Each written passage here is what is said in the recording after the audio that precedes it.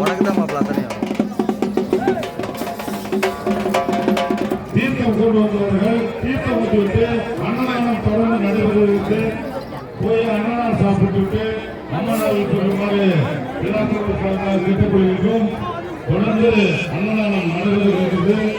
அதனால் தீர்த்தம் மாரியம்மனுக்கு ஊற்றிய புனித நீர் கொண்டு வந்த தீர்த்தத்தை ஊற்றியவர்கள் அன்னதான பந்தலுக்கு சென்று சாப்பிடுமாறு விழாக்குழு சார்பாக கேட்டுக்கொள்கிறோம். அல்லாதீங்க, வரிசையா போக